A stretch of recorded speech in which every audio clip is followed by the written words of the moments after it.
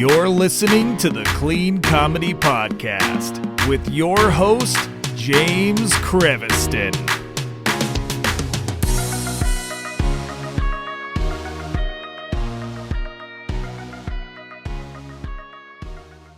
Hey, everybody. Welcome to the Clean Comedy Podcast. It's James, and today I have two amazing guests for you.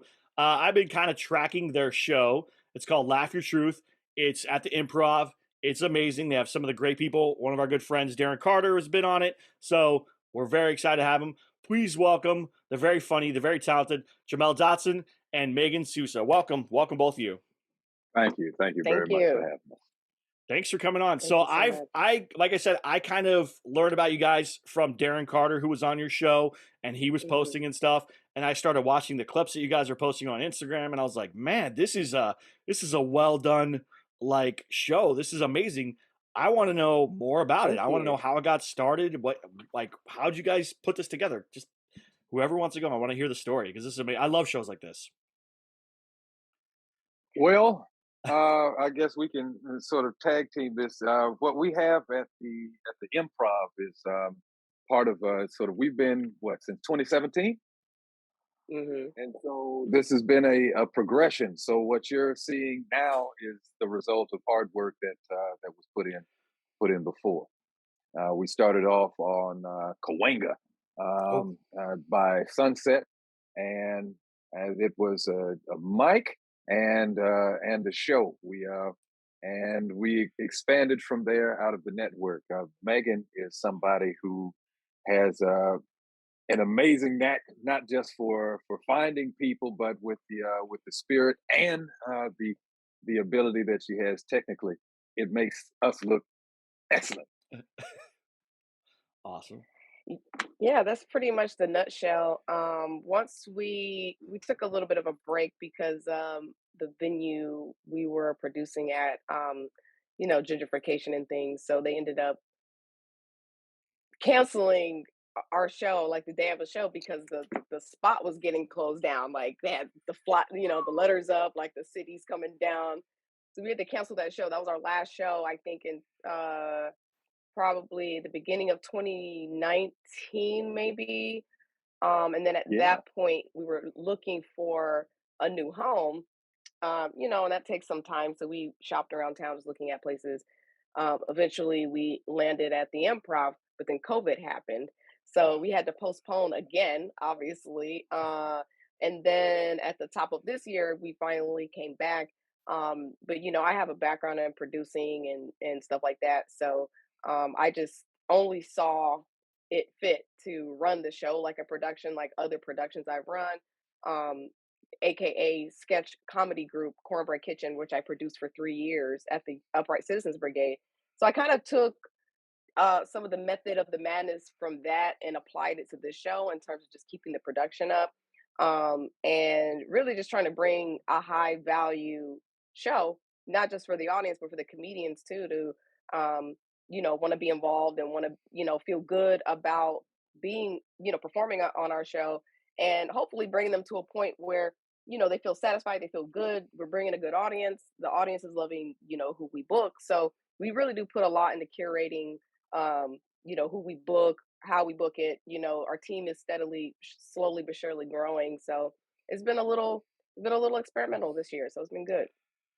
It looks amazing. I can tell that you guys put time and effort into everything. What's the biggest headache that you have to deal with when producing your own show like this? Oh, wow.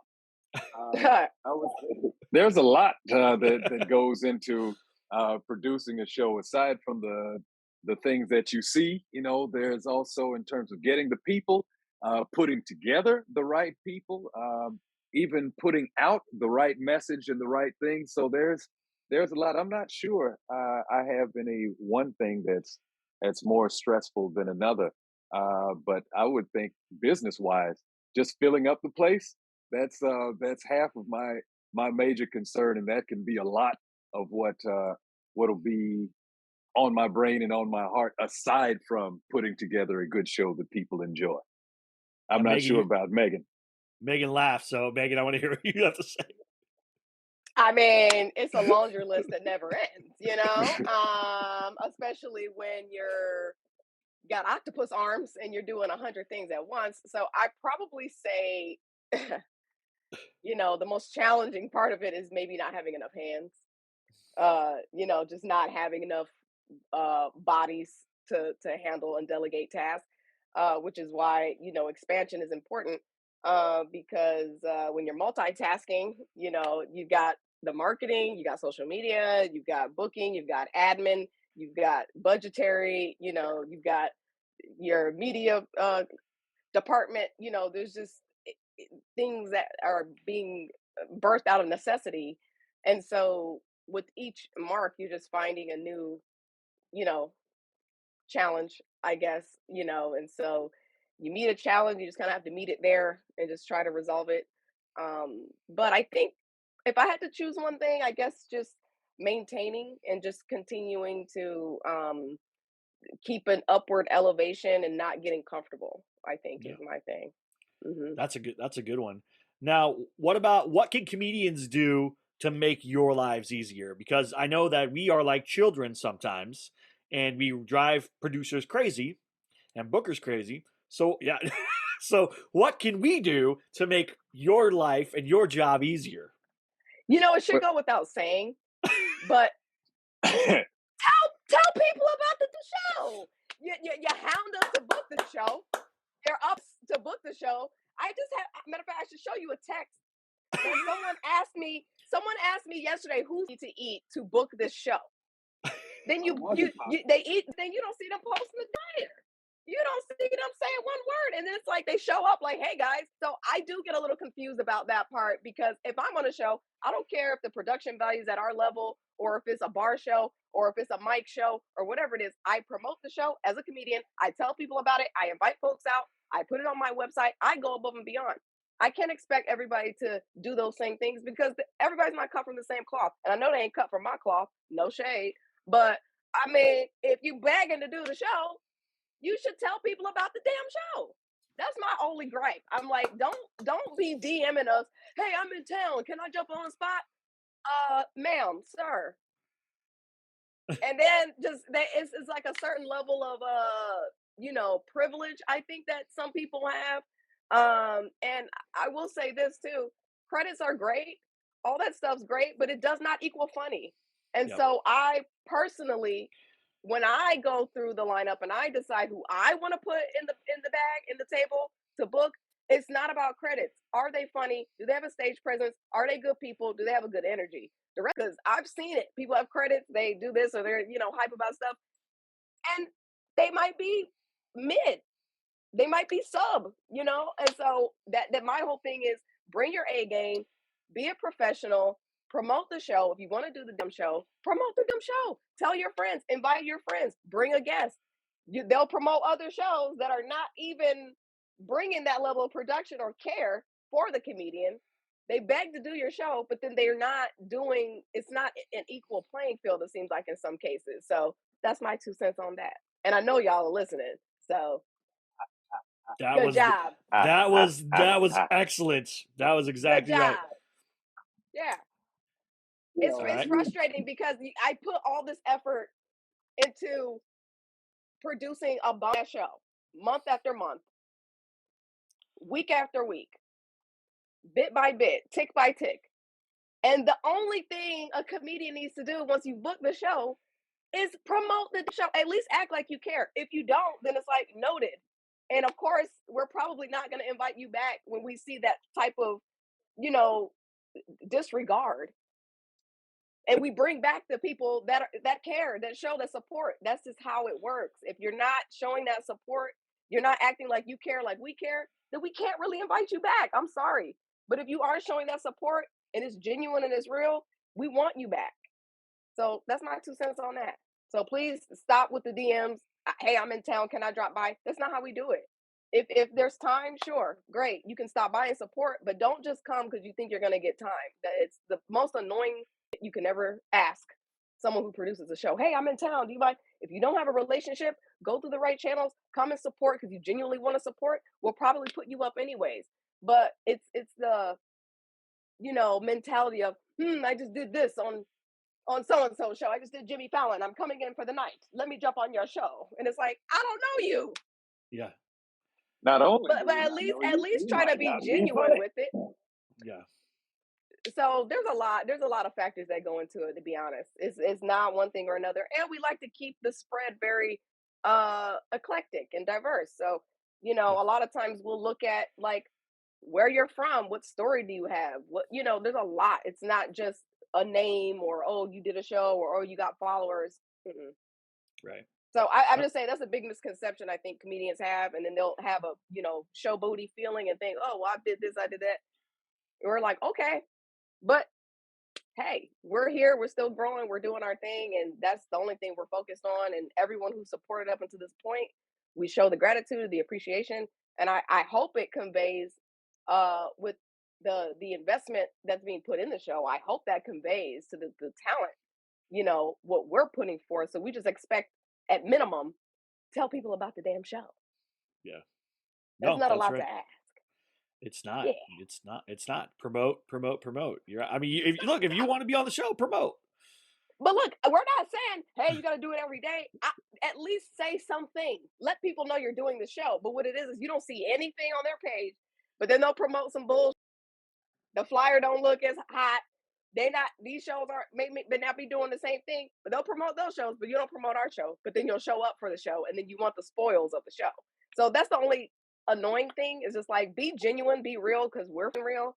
And if you want to be on our show, don't try to kiss ass to do it. It's like, it doesn't work. It's really annoying. So just be real with it. Like, just come support genuinely. If you care, I would not go to a producer show and say, hey man, I want to do your show in the middle of the show. That's annoying. Like, let me get there. Yeah, let me get there, check the vibe, show my support, introduce myself properly, and then go through the channels. So that's the only thing. We're just trying to keep it clean, keep it professional, keep the growth going, and elevating each other and holding to a certain level of accountability. That's true. Well, that was a mouthful. Well, I mean, she said a lot within that, and in terms of the respect, for what it is that people are trying to do and what we are doing. Not just we are comedians as well. So though the production is there, we can relate, we understand, and so having people that are investing right with the time and effort on the same level as we are, I think is important, because it adds to the show. It adds to people's experience. And at the end of the day, that is largely what we are concerned with, is not just putting something out there, but putting something out there that people can feel, that people that is that's real, and that gives people a positive feeling. And it's hard to get that sort of stuff if people are kind of 60-40 or 70-30. If everybody's 100%, in working together, trying to achieve that same goal of putting out the best product possible, who knows, how far we can take it. So I think she's just speaking to the symbiosis, that we kind of need within this industry. There are other gripes as well, but mine go beyond dealing with comics. Coming up with good ideas, and having something that other people like is like more money, more problems. All right. Better ideas, good ideas, something that people like. It also comes with its own set of issues. And so this is kind of like being on the open ocean, like back in the day, like of kings and queens, and you have a ship filled with gold. The only thing is there are pirates that are all around, right, that are in the water, that are trying to take your stuff. And so that can be a major issue or concern, is when you come up with something good. No one helps you necessarily bake the bread, but everyone wants to come up and help you eat it, and help you eat it as if they had something to do with creating it in the first place. So that's something that is a real issue, because it can come from anywhere. You'd like to think that it would be from a distance, but oftentimes it might be people that are right next to you that that were kind of plotting on you the whole time. So that is something to be said about how kind of treacherous this can be, not just in terms of your intellectual property, but it goes even deeper than that sometimes. Right. What I was gonna say was, in my opinion, the comedians who actually give a damn, you can tell they perform better. But the Yep. ones that show up, with this kind of privilege, like I think I'm this or that, they don't do as well. Yeah. That night, I'll just say, in that night, their performance, or I should say, the audience's responses, totally different. When you Right. kind of come in with this attitude, like I'm just coming to, it shows. But when they come in with a certain level of respect and gratitude, and they're on their A game, it shows. Like that's what's gonna end with that part. Is just the attitude, the positivity. It makes a huge difference just on that merit alone. I'll just say that. Yeah. Can I just the quick thing is to say our show, Laugh Your Truth, is all about making a human connection. Right. And so people don't laugh, right? They don't even enjoy you unless what it is that you're doing connects with them. And so just as Megan was outlining, those that really put something in, they come in with the right energy. They really make an effort to connect with people where they are, rather than having sort of a disconnected experience that sort of leaves both the audience and the performer frustrated. So we really want people to make that effort to connect with the audience and the people that they speak with, in a positive way, that comes out of comedy. Now, that doesn't mean that what you're saying may not be what do you call it, controversial, but the Right. spirit that you bring, right, definitely makes a difference. Right. And that's I'll the just truth. say this: a couple months ago, a comedian was up. I'm sorry, I'll say this: a couple months ago, a comedian was up. They, and I fell into the trap too, where I was like telling the audience, like, "Come on, guys, they're funny, laugh," because a comedian won't say any names, but they were banking on they were banking on the credits, and it got to the point where they were like, "Man, I'm on TV and I'm on this show, and y'all ain't gonna laugh at my jokes, huh?" And it's like, because it doesn't matter. At the end of the day, credits or no credits, followers or no followers, blue check or not, it's and we've seen it. Some people who are just coming up and they're developmental and they shut the room down. So I just want to encourage comedians. Yeah, I just want to encourage comedians. Please don't have the big head coming into this room or into this show, because it could work against you, honestly. And that's it. That was my last note about that. No, it's good. It's good because honesty is the best part of it. That's why I love the title of Laugh Your Truth, because I had a thing where I am very sensitive about my smile. Like, I hate my smile more than anything. And so I tend to not smile in a lot of situations. And even on stage, people would say, "You look unhappy on stage." It's like, no, I don't like to smile. I hate my smile. So one of my friends was like, just talk about it. Just talk about your smile and how much you hate it. And it literally changed so much of my stand-up, being vulnerable, and people could connect to say, oh, I have a thing about myself that I don't like as well, right? That they know, and now we're connected on, everyone has that one thing about themselves that they don't like. And so me being honest and upfront about it changed everything. And so when people can do that, it really opens the door. If you come up there thinking you're better than other people, or if you think like you're the best in the world or whatever, every show I treat like, this is an HBO special. This is my time to shine. If I bring my A game here, everyone will leave here happy and go, that was awesome. I had so much fun. People are spending their money, their time, their energy to come out and see you. You should be giving 100% every single time.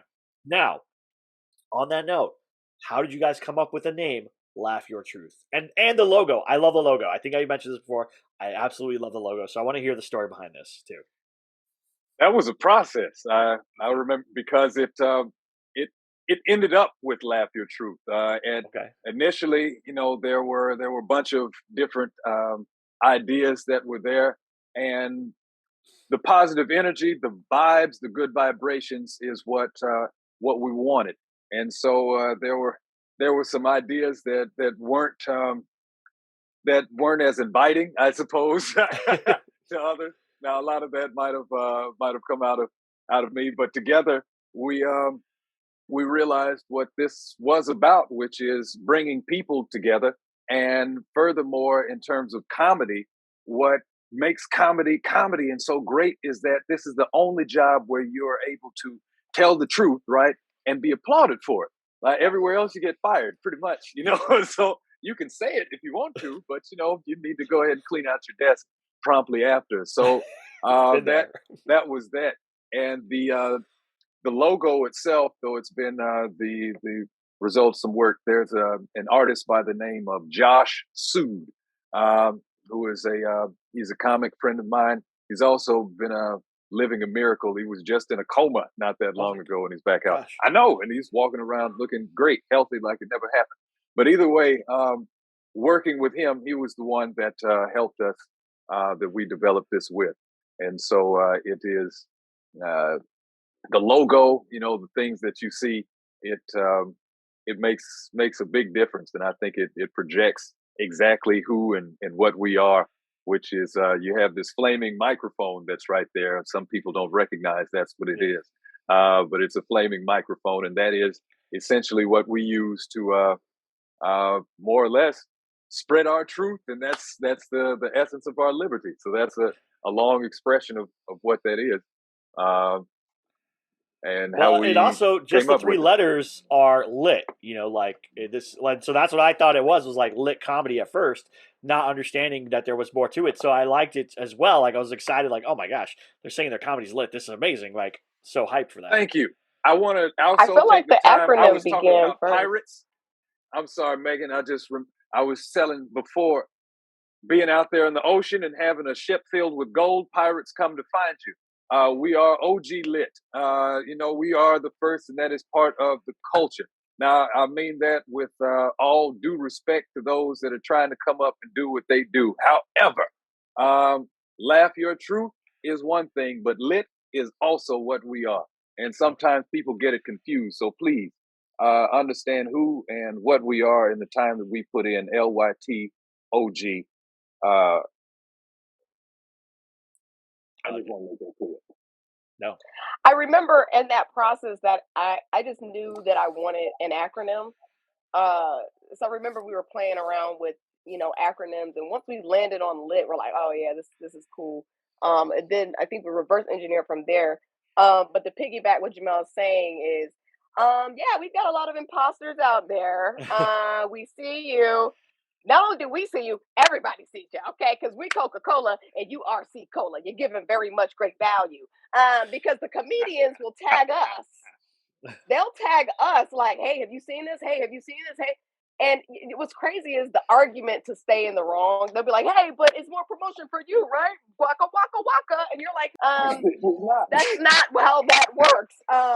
And so, so we've definitely have had to put a lot of elbow grease into protecting the brand and the name and all that stuff. But we're happy that it's being recognized and that you guys love it so much that you want to take it, that you can't find no other name. Yeah, there's no other names in the world possibly, but let's take theirs because it's working for them. So, okay, RC Cola, go off. But yeah. I'm a little offended because I do like RC Cola right now. I just want to let you know that. I'm a little offended because I love RC Cola. But guess what? Tab, whatever it wants to be. Not Tab. I don't like Tab. Let's not go there. We're not going to Tab. Mr. Look, are you a Mr. Pibb kind of girl? Mr. Pibb or Dr. Pepper? No. I grew up in Texas. Dr. Pepper all the way. You can't be drinking Mr. Pibb in Texas. You can't. No. Exactly. So you already can't play around. Yeah, you can't play. You cannot. Sponsored by RC Cola. says no one. Sponsored by Mr. Pibb. Says no one. That's true. That's true. Okay, I've never even seen that in a stadium before.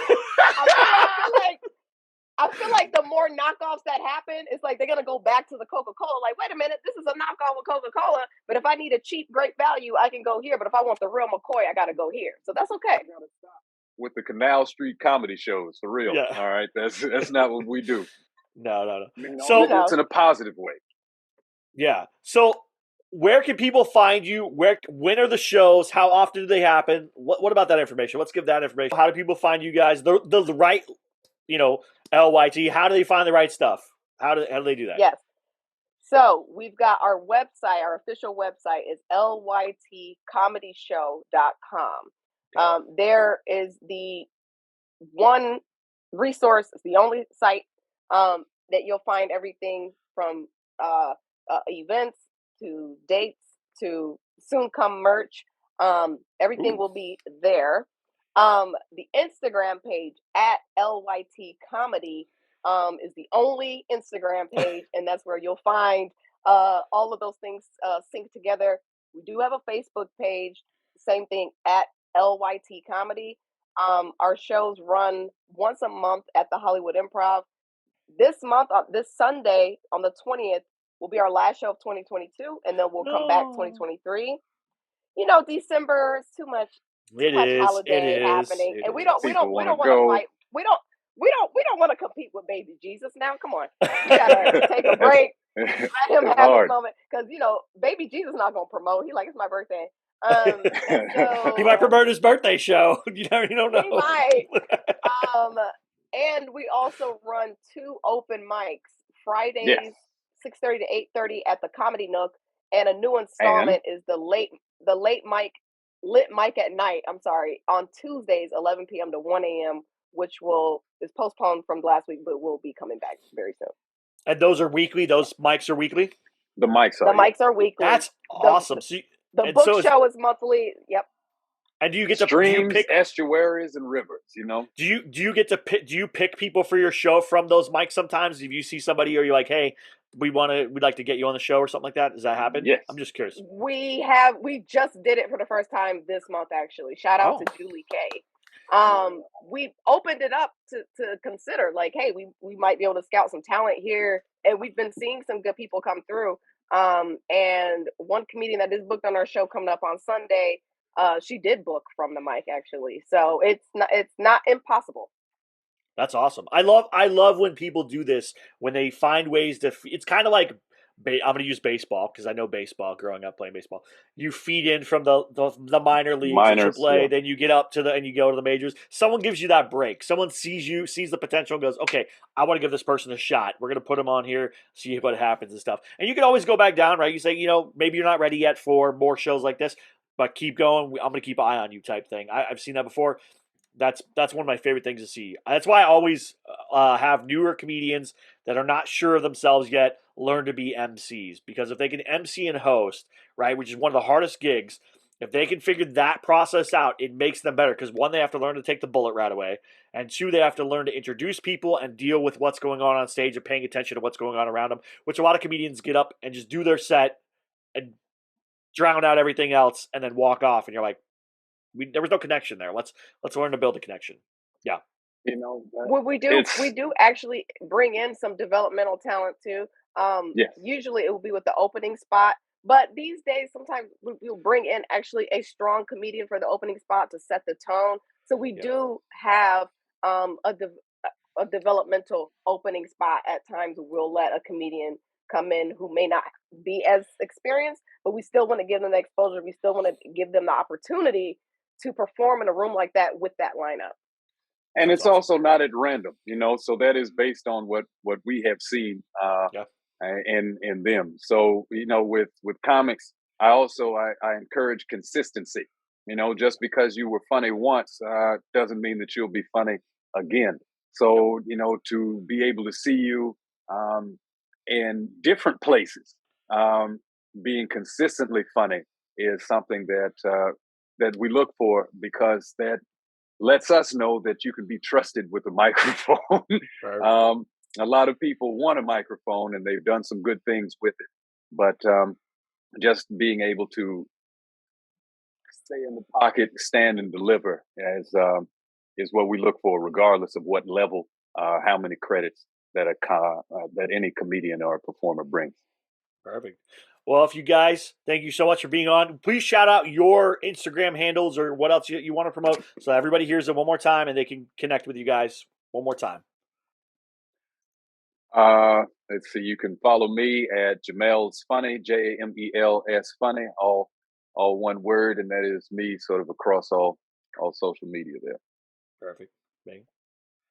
Yes, I'm Megan Sousa. You can find me at yo_megs, yo_megs. And also for comedians, if you do want to submit to our show, we have a database that you can submit your information to. That's litcomedyshow.com/comedians with an S. And they'll just ask you for a tape, your website, if you have it, any notes, if you performed before, just so we can, get a little understanding of your comedy style. That's also a thing too. We want to book comedy styles that will complement and that are different from one another. So if you have submitted, don't be discouraged. We are working on expansion and bringing more shows so that we can book more of you. So please be patient with us because we only have 6 slots per show. And we do want once to a make month. sure it's nice. Yeah. Once a month. So it's You know. tough. But we're getting there. So we appreciate you guys who have been supporting us and the comics who've been ride or dying with us, rocking with us from the beginning, spreading the word, showing up, showing out. It's nothing but love. Like, we love y'all. So don't take what I said earlier to offense. It's just, that's me shaking my finger because y'all know better. But we appreciate y'all. And that is important because, yes, a lot was said. But one, we love this show. We love doing this show. This is, it represents who we are. We want those that work with us also to shine. And so we thank you, those that have been with us in the right spirit. Hell, even if you didn't have the right spirit, we still appreciate your presence and wish that you had come correct to begin with. But Laughing Your Truth is all about the love. It's all about the positive vibes. And that's all we're trying to do in the curate. And we want to take that to the highest level that we possibly can. Perfect. And shout out Darren Carter, man. Yeah. Shout Darren's out Darren. the man. We appreciate you. Yeah, Darren's the man. Darren's the man. I love Darren. Everyone knows that I love Darren. Darren and I did San Antonio, so everyone knows how much love I have for Darren. He's amazing. So thank you guys both for being on the podcast. Everybody, thanks for listening. I'll put all the links in the show notes below so you guys can go check it out. And then when merch drops, I'm going to give myself a shirt. I'm hoping that there's going to be a shirt. I want a shirt. So T-shirts, hats, hoodies, all of it. Yes, I want it. I'm so excited. You guys do some of the crazy stuff. Go check out their Instagram. Videos on there, stuff on there is just amazing. It's beautifully well done. This is how a show should look. Just so you guys know, and they dropped an official trailer. So if you guys go check out the trailer, also beautiful, well done. It's amazing. I will link that in the show notes as well. So thank you so much. You guys have a good one. We'll talk to you soon. Bye.